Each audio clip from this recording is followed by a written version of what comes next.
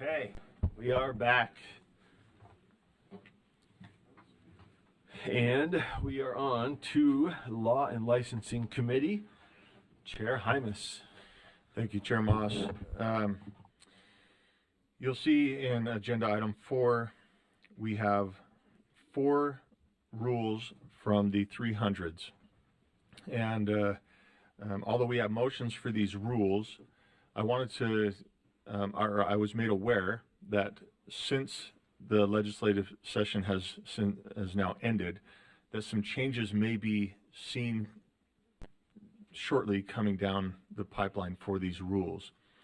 And so I'm wondering, as a committee representative coming before the board, if that's something that we need to consider bringing these back to committee and making sure we're aligned with law so that we don't have to do this twice, or if it's something that the board would like to move forward and then most likely have to bring back anyway. So is that a motion then, Chair Hymas, to refer back to committee for further consideration in light of legislation? It's not a formal motion because I don't know how to say it directly, but I have talked to another board member who has a more clarified motion. Okay. Who's the other? Is that I from can. Law and Licensing? I can. I can make the motion, then we can discuss it. Would you like me to do one at a time or all 3? Let's see. So you have a motion on 3 different items to refer back to committee. Is that? Yeah. I think you could do all 3 or 4 together. Well, I'm not If sure it's the same that. motion and the Well, same 310 I don't reasons. think would be affected, so we could get that one out of the way. If there's some that you want to move on the same okay. grounds, I would suggest you could Okay. put those together. I move that we refer back to committee R277301, educator licensing. R277302, educator licensing renewal, and R277305, school leadership license areas of concentration and programs. Okay, it's been moved and seconded. Would you like to speak to the motion? I want to use our time well and efficient, and if it requires changes, I don't want to do them twice. I don't want it to be piecemeal. I don't want to send a message to the field that we've updated something and for them to find out later that there's more updating needed. It's just a matter of practicality, in my view. Okay, any other discussion of the motion? Chair Hymas and Member Bogus have lights, and Member Reel, or is that Lear? Sorry. To you, Chair Hymas. Thank you. I just received a message. I know staff is saying that they believe only 301 will be impacted. I admittedly don't know enough about this so I'm going to leave that into the hands of the maker of the motion and to the body of the board since it's on the floor. However, I just wanted to bring that to the body. Thank you. Okay, Member Bogus, did you want to speak? I got the same information, so but I can't change my motion now. We can come back. So Member Bogus and Member Lear, did you want to speak to the motion? I would just speak in favor of the motion. I would argue that all 3 probably are going to need updated with the legislative session. But I would just speak in favor of the motion. Thank you. Okay, Member Lear. And I would speak against the motion. I am concerned about delaying rules unnecessarily, and if somebody could tell me very precisely how the other 2 rules, I know how 301 it is, would be impacted, but I don't the other 2, and if someone could tell me very precisely what the changes would need to be for the other 2 rules, then I would support the motion. But from my review of the issues, that there is only one, and I just don't like delaying rules. We're going to have 20, 25 maybe plus rules in the next couple of months in response to the legislative session. So if we can move on, I'd like to move on and not just delay for, sometimes I feel like delay's sake. So I would support a motion for the 1 rule, but not for all 3. I think Dr. Height is signaling she'd be willing to share her perspective. Thank you for coming up.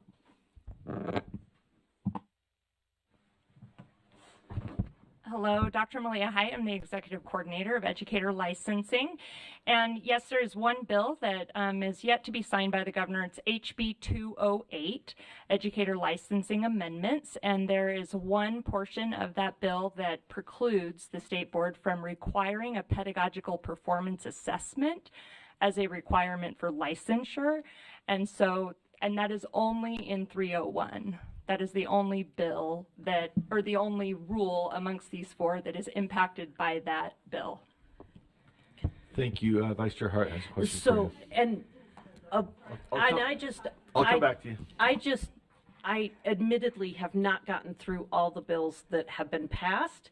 I knew about that one, but what about the ones related to student teaching, that mentioned that? I'm just afraid that there were other bills that I hadn't gotten through that did, like, I didn't know if apprenticeships and student teaching had Sure. things in those other bills.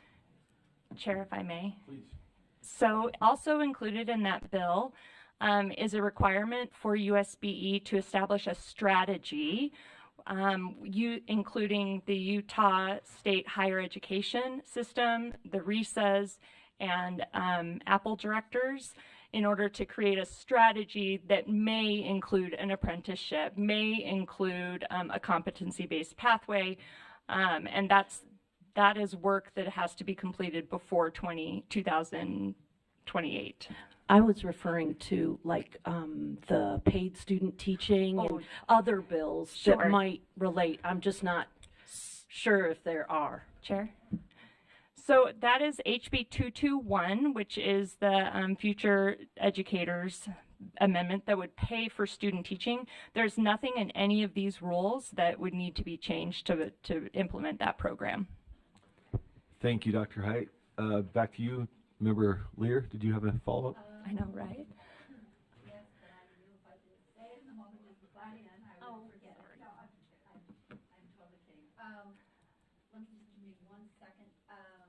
Mike, Mrs. Yes. Sorry, never mind. I think that you covered it in your response. Sure. Thank you. Okay, further comment, questions? Member Davis? Sorry? Can someone just recap? So do we just need to postpone the one?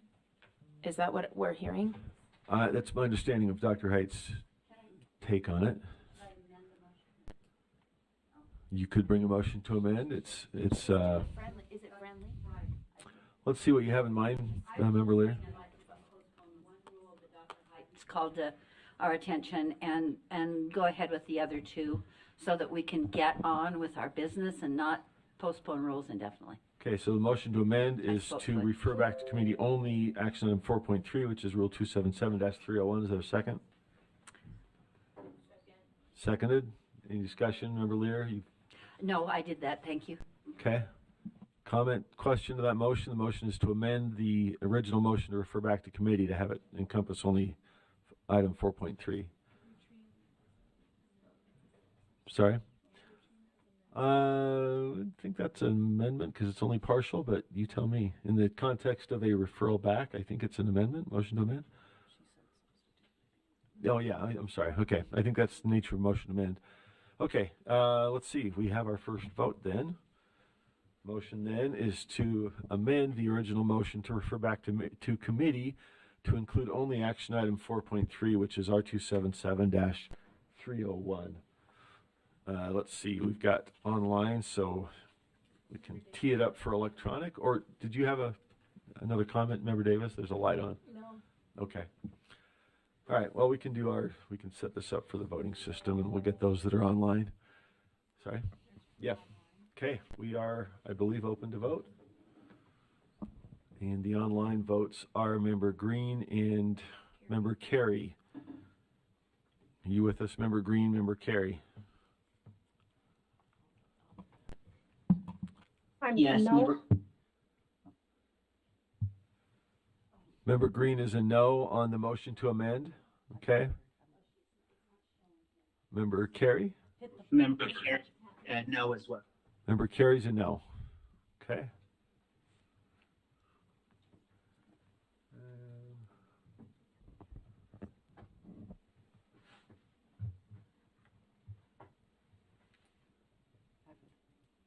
Okay, I think that is complete. The motion passes 11-4. The noes being Member Carey, Member Green, Member Klein, and Member Bogus.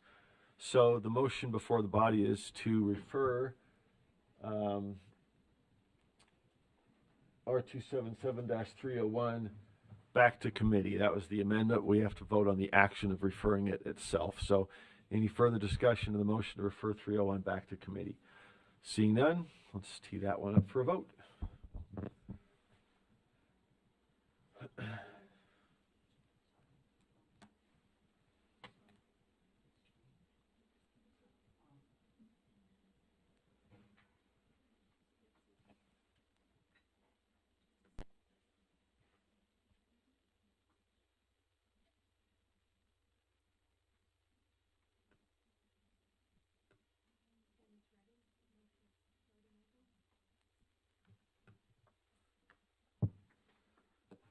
Okay, Member Carey,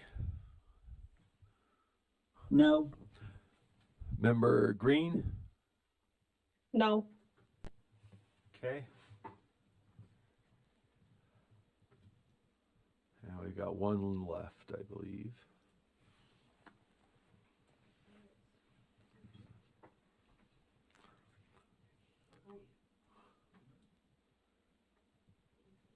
All right, that passes 13-2 with the no votes being Member Green and Member Carey. Okay, back to Chair Hymas then. That was action item number 4.3. So we're back up to top of the law and licensing agenda. Thank you, Chair Moss. Moving on to agenda item 4.4. This is R277-302, educator licensing renewal. The committee recommends that the board approve R277-302, educator licensing renewal, draft 2 on second and final reading. Okay, discussion of that motion, Member Bogus.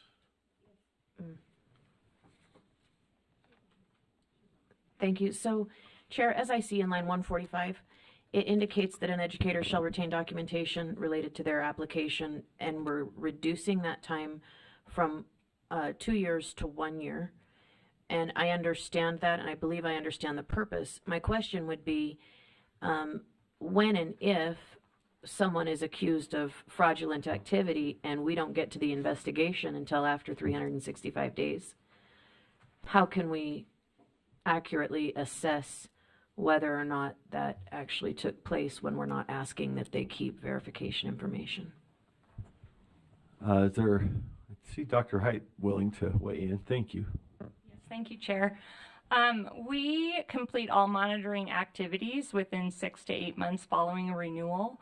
And so individuals who, for example, this month we are reviewing anybody who renewed their license from December until February. And so we request that documentation. Educators have 60 days to give it back to us. And so we complete all gathering of materials within 5 months of the renewal happening. Please, go ahead, Member Bogus. So I appreciate that a lot. Thank you. My question is actually in the case of an allegation, not the work that our staff does behind the scenes. We've had allegations come before this body and ruled on by UPAC that have gone over that 365 days. And if we're not asking our applicants to retain that information, how do we go through that process with integrity when we're not asking them to retain the information? Dr. Hyde or somebody else want to address that? This, I think, maybe Director Rasmussen. I don't do UPAC. We've got some different trains running on different schedules I here, do right? appreciate your answer, Yeah. Ms. Height. I just Ben Rasmussen, Director of Law and Professional Practices. So in the case of most situations that refer to UPAC, we would already have that evidence when it's referred to us. If our case takes longer, we already have the evidence to review, but we have gathered the evidence at the start of when the case is referred. And that's generally why it's referred to us, is because we've seen the evidence, seen the documents that have been fraudulently submitted. And so I don't think this would be an issue with most UPAC investigations. May I follow up? Sure. What if that allegation comes from a member of the public and not internally? I'm not sure what access the public would have to licensing documents to make that kind of allegation. I'm not sure what situation that would arise in. I mean, most allegations we get that there has been fraud involving licensing transactions comes from the licensing team or from an LEA itself that has had access to the records. That's not something the public would generally have access to make that kind of allegation. Could I ask a clarification? If a complaint did come from the public, would still the same time frame apply in terms of requesting information from that teacher? Would that be done within a year so that you'd have what you needed to proceed? I mean, if we decided to open a case, we'd go about getting the documents right away. Sometimes the investigation takes longer, but we would request the documents right away. I guess it would just depend on when the public came forward with somebody from the public came forward with a complaint for us to consider. Okay. I mean, so would you be able to get those documents within a year? I think the concern is if a complaint comes in from outside, would you be able to access relevant documents from the teacher within a year so that when you get to it, you haven't lost that ability? At least as I understand, that's my question, I guess, coming from Member Bogus's concern. Again, this is not the type of complaint that would come from the public, but if we did get a complaint from the public for some reason, it would entirely depend on when that complaint came. And once it did, though, would you request information promptly within the year and get that so that you can then investigate? I mean, if we were going to pursue it, we would request the records as soon as we could, yes. Yeah. Follow-up, Member Bogus, I kind of piggyback because Yeah, you're right. I think you got it.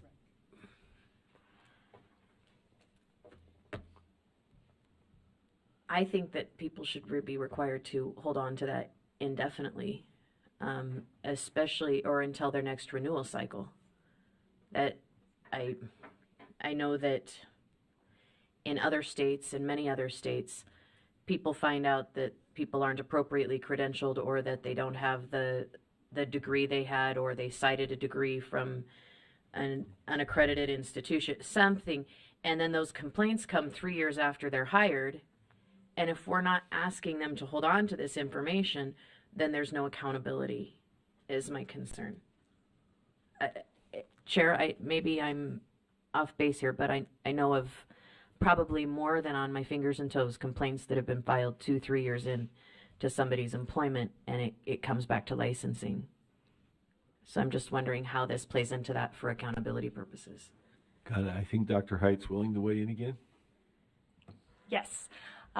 So this rule is only specific to educator license renewals, not application, documentation, or evidence of a degree or any of those kinds of things. That would fall under 301 and also 312, which is our online application rule.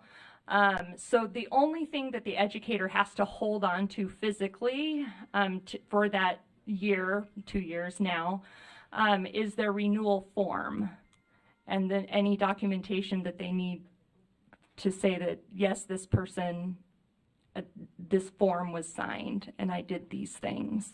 And that's the only documentation that this part of this rule applies to. Everything else we have internal documentation of.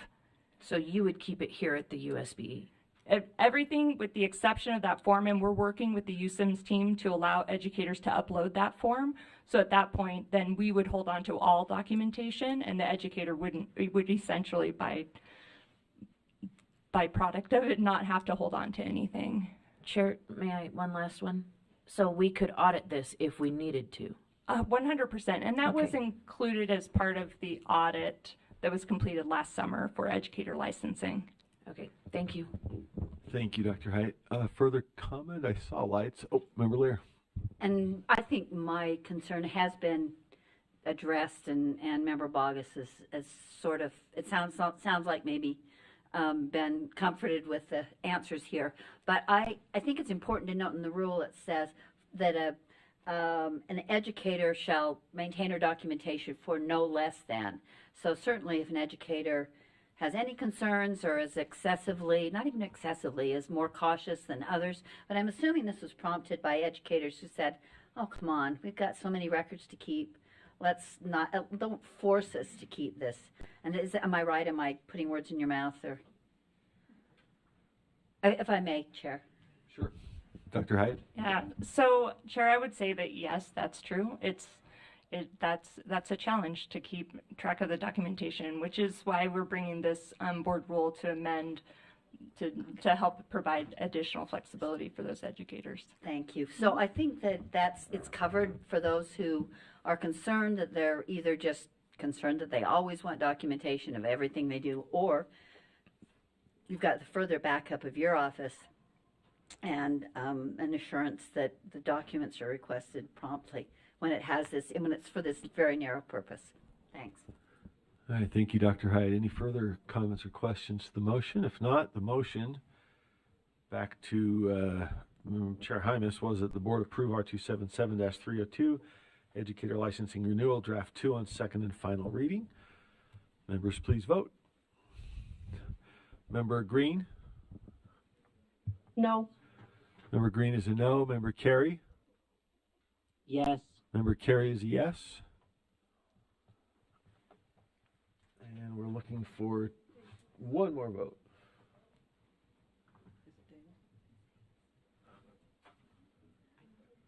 Motion passes 14-1, the no vote being Member Green. Thank you. Back to Chair Hymas. Thank you, Chair Moss. We're on to 4.5, R277-305, School Leadership License Areas of Concentration and Programs. The committee recommends that the board approve R277-305, School Leadership License Areas of Concentration and Programs, Draft 1 on second and final reading. Thank you, Chair Hymas. Discussion of that motion. Member Bogus. May I query Director Rasmussen? Certainly.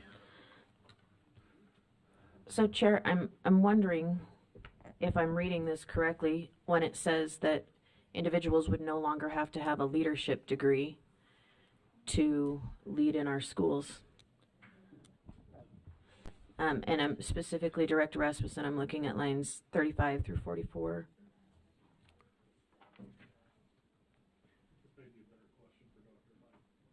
Oh, I apologize. Thank you. Thank you, Dr. Hyatt. Yes, so this section says that they must have a valid license in school leadership in another state before they can have a Utah license in school leadership. So that means they must have a master's degree and have completed a program and have the professional level license in another state.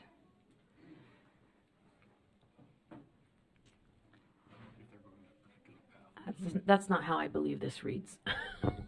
I'm Let's just get some clarification. You're saying that it requires an out-of-state license in order to get a Utah leadership license? That's the addition or the removal? Sorry, yeah, back to you, Dr. Haidt. Oh, I can see.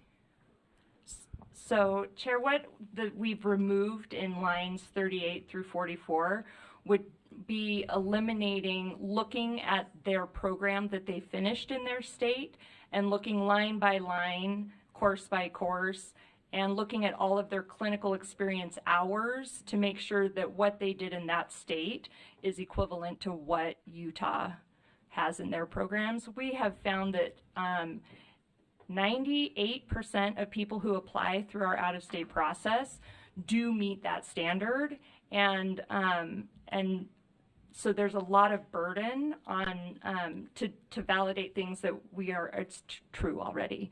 And a lot of times one of the other things that happens is educators come from other states that have maybe an elementary school principal license in their state, but because Utah's license is K-12, then we have to say, well, you have to do a secondary internship experience before you can be licensed in school leadership in Utah.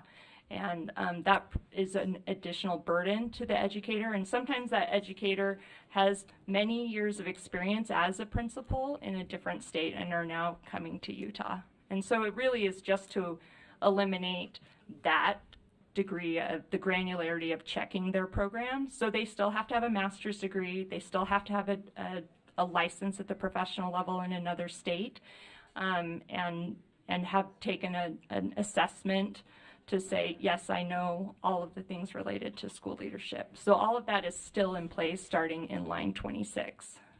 okay. Thank you. I appreciate the clarity. Thank you.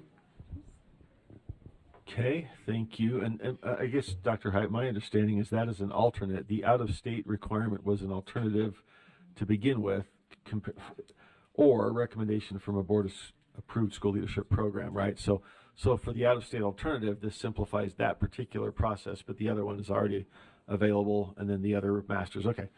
Other questions? Seeing none? Oh, sorry. Member Klein. I was just wondering if this also applies to teachers that come from out of the country, or is that specific? I see our next rule up speaks to that to some degree, but do those from out of country have to meet these same requirements that are listed in this rule that we're looking at now? Yes, all educators who apply for a Utah educator license are subject to these requirements. I do have a follow-up. Follow-up? So if we're simply looking at their credentials from where they came from, how do we know those credentials meet the same level of rigor as our credentials if they're from perhaps a different country? Dr. Height? Yes, Chair. So this is limited to school leadership, and we do not get school leadership people coming from other countries. They're teachers typically, maybe one or two a year in some other area outside of education. But this rule is limited to school leadership, and they still must have a master's degree. And there are several organizations that will do credential evaluations as well as transcript evaluations to make sure that the transcript's provided in English, and it also says what the U.S. equivalent of all of their credentials and degrees are in the United States. Follow-up, Member Klein, or other comment, discussion? I'm just wondering if, for the record, you could state what school leadership entails, so, like what positions does that include? Sure. So that it really is, it only covers two, a principal of a school and an assistant principal of a school. And that's it. Some districts will require the license to be a superintendent or a curriculum director or some other kind of LEA administration. But per Board Rule 309, it is limited to school principal and vice principal or assistant principal. Okay, further, Member Bogus. So just for clarity, that's not always required at a charter. Yes, so at a charter school, there is state code that says charter school directors or principals at charter schools are not subject to educator licensing requirements.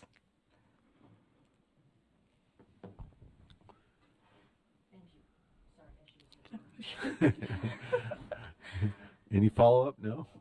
All right. Okay.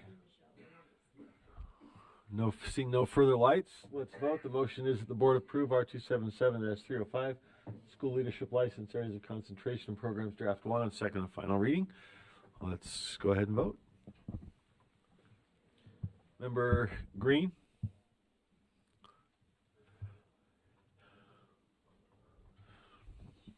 Yes. Member Green is a yes. Member Carey? Yes. Member Carey is a yes.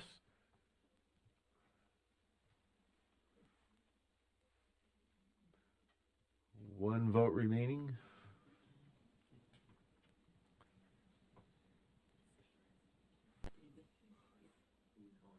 All right, that passes 13-2. The no votes being Member Klein and Member Bogus. Thank you. Back to you, Chair Hymas. Thank you, Chair. We are moving on to agenda item 4.6, R277-310, International Guest Teachers. The committee recommends that the board approve R277-310, International Guest Teachers, Draft 1 on second and final reading. Okay, discussion of the motion. I see Member Klein and Bogus. Who is up first? Member Klein. Okay, so I'm seeing, it looks like the only change in this is extending it from 3 years to 5 years. Is that correct? And if so, why would we want to do that? Do we know which staff that would be directed to? Is Director Height? Dr. Height, Yes. thank you.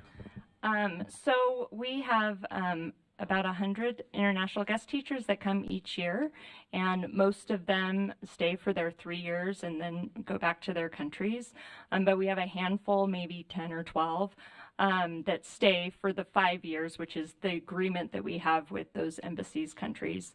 And this part of the rule is inconsistent with other licensing rules that say a professional license is valid for 5 years. And so we're aligning the practice for international guest teachers that their professional license is valid for as long as every other professional license in the state.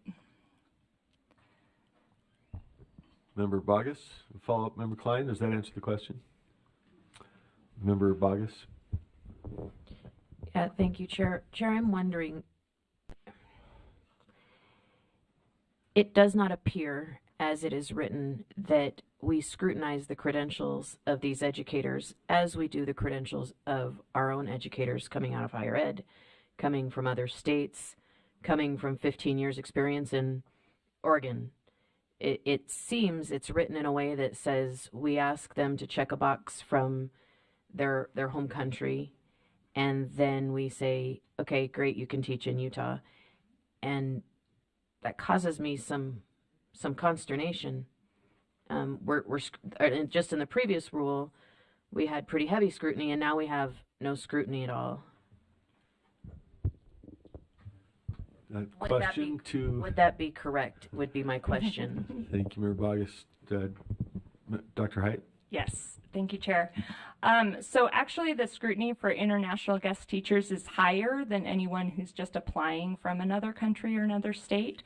In addition to providing evidence of a bachelor's degree from an accredited institution, and in addition to providing evidence of teaching experience and a teaching license or equivalent in their state, they also must have their country's embassy sign that they approve this person in participating in this limited experience in Utah.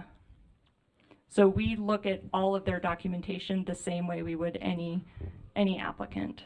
Does that answer the question, Member Bogus, or Well, follow-up? I would ask, where did I miss that in this rule? Yeah, let me find it. So we also have an MOU with each of the 7 countries that are involved with this DLI program, that is part of the MOU, that we will do that, as well as that the MOU's requirement is that we facilitate the licensing process, which includes reviewing all of that documentation. They must meet all the requirements outlined in other board rules for licensure. Okay, thank you. Okay, further discussion, question, comment? Seeing none, we can vote. The motion then is that the board approve R277-310 International Guest Teachers Draft 1 on second and final reading. Board members, please vote. Member Green? Yes. Member Carey? Yes. Member Green and Member Carey are both a yes. And voting is complete. That motion passes 13-2. The no votes being Member Bogus and Member Klein. Thank you. Back to Chair Hymas. Thank you, Chair. The final agenda item for law and licensing is 4.7, R277-472, Charter School Student Enrollment and Transfers and School District Capacity Information. The committee recommends that the board continue R277-472, Charter School Student Enrollment and Transfers and School District Capacity Information. Okay, discussion on that motion. Member Davis? I'd like to make an amendment. Okay, go ahead.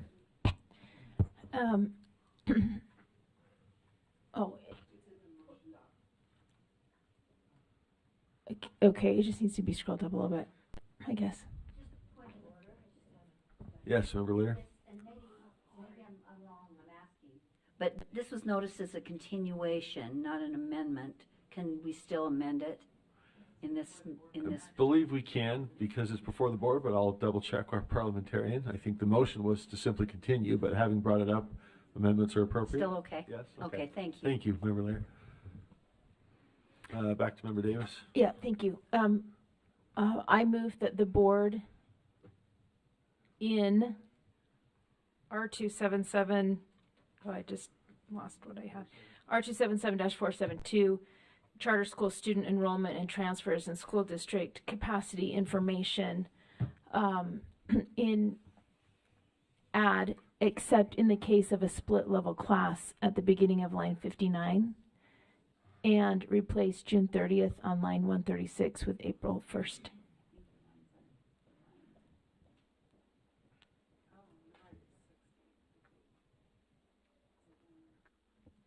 Did it change after I first saw it?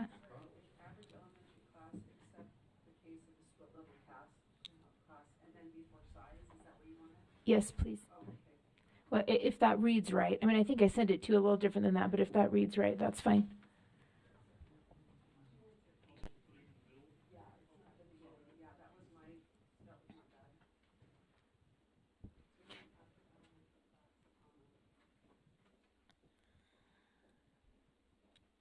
And I'd like to speak to the motion if I get a second. Sure. I'm gonna second with a question. As you speak to the motion, I'm seeking. I get the first one. The second one, I'm not understanding as well. Okay. Thank you, Member Davis. Would it be friendly to just separate those as two separate motions, and would you still second them so we don't have to take the time to divide? Is that fine? I think so. Friendly? A separation is a friendly, division is a friendly. Anything against that? Without It's- objection? I don't know that there's an exception to the general From the rule, so body. if there's any objection to separating the two,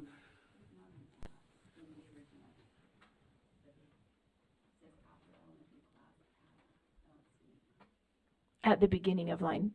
oh, so the quote should be at the other side of at. Down where the cursor, the red cursor is, that should be, right. Just move that quote to the other side of at, put it on class.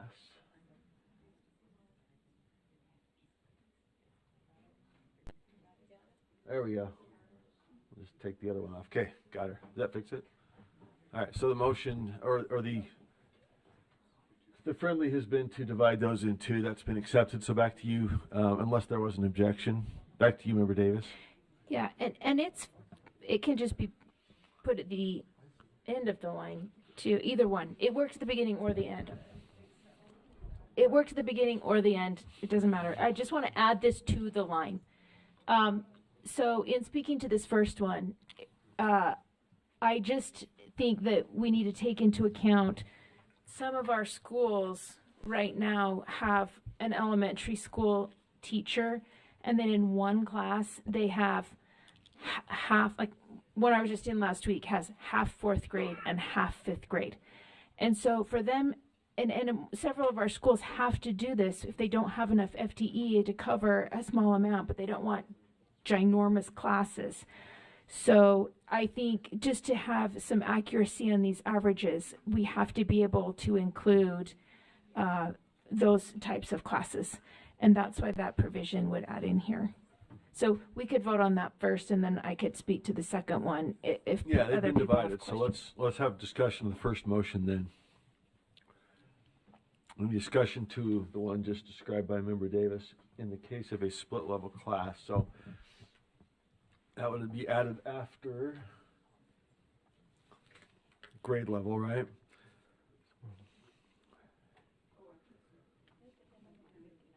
Right. In determining average elementary class size for a grade level, except in the case of a split level class, in which case they would be able to count students assigned to multiple grade level classrooms. That wouldn't result in any duplication then, would it? I'm just Duplication of what? counting of students. Count students assigned to multiple grade level classes in order to describe.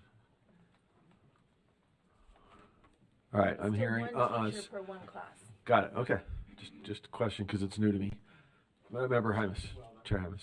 I guess the question could be if you have a split level class, and I actually appreciate what Member Davis has brought forth here because I think it's helpful. But to Chair Moss's question, to avoid duplication, do we say, well, we have Mr. Hymus teaches a third, fourth split class, and so I'm going to count Mr. Hymus as teaching a third grade class of 30, and then I'm going to count him as a fourth grade teacher. Okay. Right. Perfect. Thank you, that answers my question. Thank you for framing it better. Any other discussion of that motion? Okay, if not, the motion is that the board amend R277-472 to add except in the case of a split level class at the end of line 59 after grade level. Seeing no other lights, please vote. Green is a yes.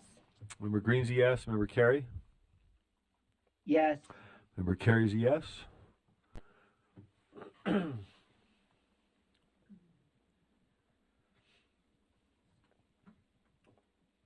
We're missing two.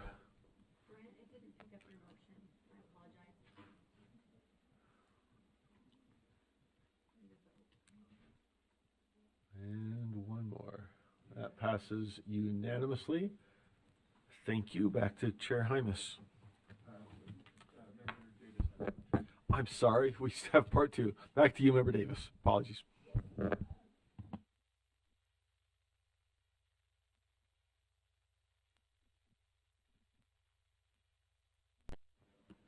Thank you. So I'll speak to it since we already have the motion on the table. This one won't be unanimous. That's okay. But I have to bring it to the body because I actually brought it also 4 years ago, on the last continuation of this. And the reason that I brought it was because most school administrators hire in the spring, not in the late summer. And for example, when I was principal, we would do our rolls and look at our chemistries in February to try to get our numbers and figure out how many teachers we were going to need and such, and how many, boys and girls, and try to get things balanced. So, to have the, to have to take transfers after June 30th can be problematic. It's just much better. It's more financially responsible to do it by April 1st. And it's better for classroom balances, in my opinion. Having said that, I'll argue the other side, which will be, sometimes parents just need to get out of the school year before they can make a hard decision like that. They need to kind of breathe for a minute. So I get that. I get the arguments on both sides. I will say, however, that I had lots of parents who came in March or in February and said, we're either going to leave next year to go to a charter school or we're coming back to your school from a charter school. I really, really appreciated those parents because I felt like we could logistically, at both schools, make better choices and do things better. So I'm bringing this to the body because I just need to know that I did, and whatever happens, happens. Thank you, Member Davis. She addressed both sides, so there's no other lights. Appreciate presenting both perspectives. No further lights. Okay, the motion then before the board is that the board amend R277-472 to replace June 30 on line 136 with April 1st. Let's go ahead and vote. Member Green? No. Member Carey? Yes. Member Carey's a yes. Member Green is a no.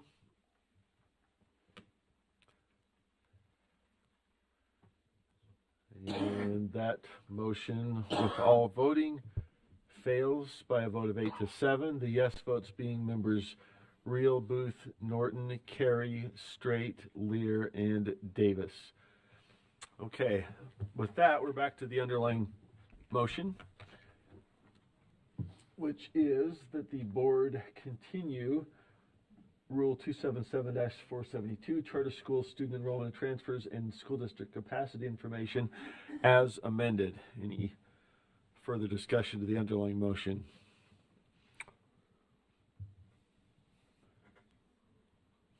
Seeing none, please vote.